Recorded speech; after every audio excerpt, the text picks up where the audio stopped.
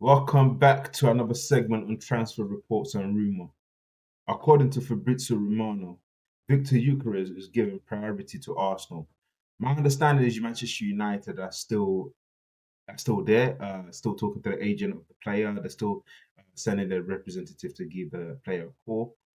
According to reports, Victor Eucharist is given priority to Arsenal, which is understandable. One of his key attraction was to play in Europe in Champions League football, and Arsenal can guarantee and give him Champions League football. So I can understand the reason why he's given priority to Arsenal. Benjamin Sesko is still on Arsenal's list and is a player that they're still talking to, that they're still very much interested in. So I'm guessing they're trying to figure out which would be best for them in terms of which one they would decide to sign. And if they do decide to sign both of them, then I'm guessing that they're really showing their power or that they mean business in the next season.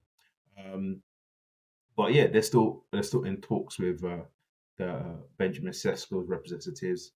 They're in talks with RB Leipzig, and they're still trying to finalize or figure out the transfer fee. So gonna have to wait and see what happens with that. But yeah, Arsenal are definitely trying to push for this. Ugo Ekitike. United are also interested in Ugo Ekitike. So a Chelsea, so a Liverpool.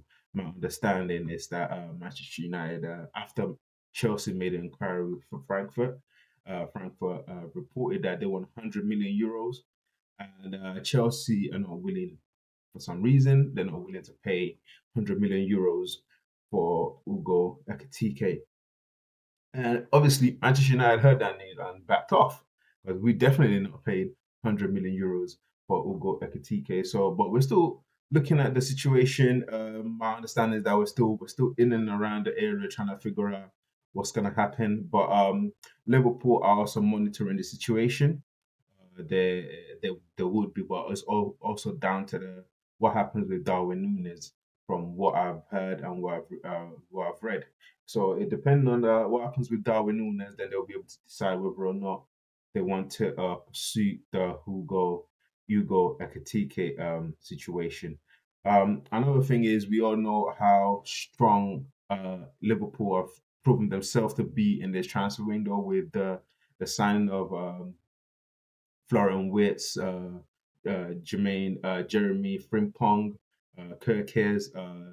That right now they've made at least 190 million pounds in signing. So for them to add another 100, they're really showing their financial strength in this market.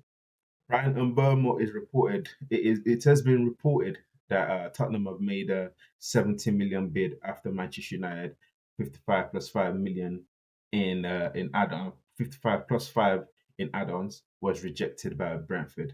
Tottenham are said to have made an offer of 65 million pounds plus 5 million in add-ons, according to Darren Lewis of the Mirror.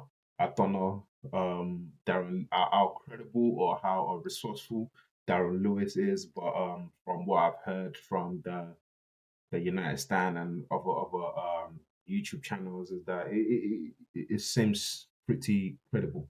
So yeah, the hijack by Tottenham for Brian Mbeumo seems to be well underway. And according to reports as well, but not even so much report is on Sky Sports, has been confirmed that Spurs have completed a permanent signing of Matis Tel.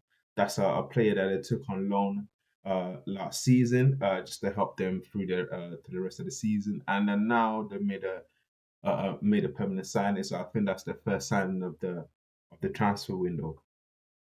Victor Osimhen, it appears that the hopeful swap deal for Victor Osimhen has been dashed due to the fact that the wage demand is way above the wage structure that Manchester United currently have. So, and I don't see how, or even if we're going to break that structure for Victor Osimhen, especially when we're trying to make sure that everything is coming down, not rather than going back up in terms of wages. So I don't see how that is going to work.